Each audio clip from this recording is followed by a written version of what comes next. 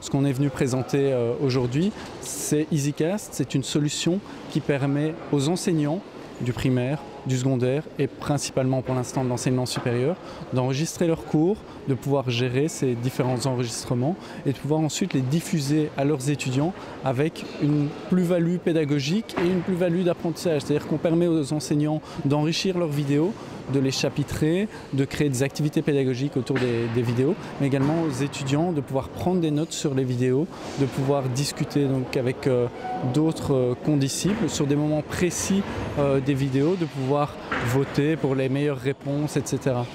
L'idée de cette infrastructure, c'est de rendre un média passif, la vidéo, on regarde une vidéo, en un média actif et d'amener les étudiants à développer des stratégies d'apprentissage lorsqu'ils regardent des vidéos.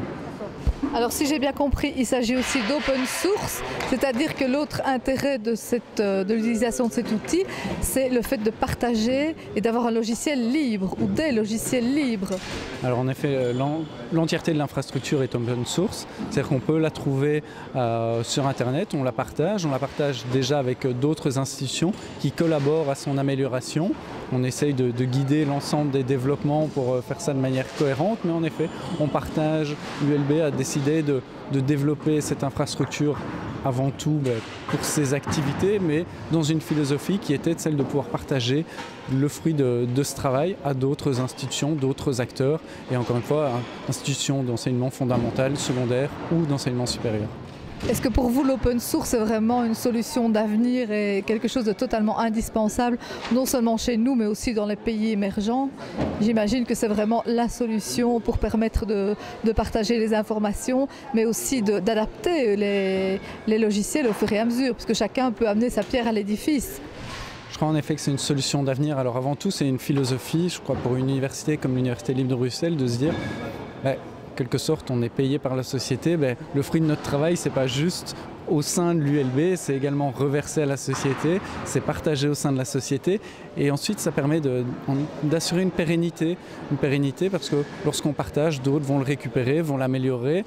Il y a quelques bonnes idées dans la tête des personnes qui travaillent à l'ULB, mais il y a également des bonnes idées dans la tête des personnes qui sont en dehors de l'ULB et qui collaborent à ce développement. Et en effet, si à un moment l'infrastructure au sein de l'ULB n'est pas pérennisée, elle peut être pérennisée par d'autres intermédiaires, et c'est le cas dans d'autres institutions.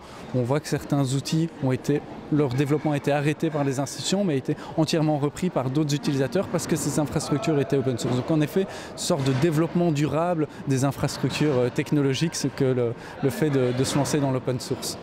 Et est-ce que vous avez eu des contacts aujourd'hui avec les enseignants présents à l'université d'été?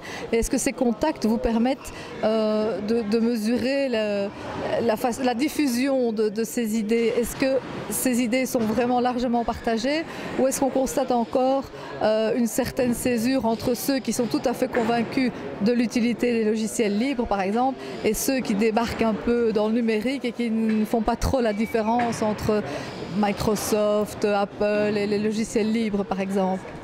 Je dirais qu'au niveau des enseignants, ce que j'ai pu remarquer aujourd'hui, c'est que beaucoup ne font pas nécessairement la différence, du moins ils ne l'ont pas dit directement. Ce que les enseignants cherchent avant tout sont des produits gratuits, des produits simples, des produits intuitifs, tant pour eux que pour leurs élèves. Et donc leurs critères de choix, de réflexion et de questions s'axent principalement autour de ces aspects-là.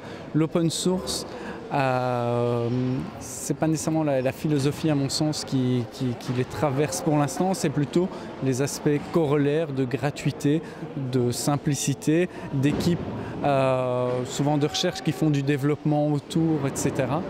Donc c'est ces différents aspects qui semblent toucher les enseignants.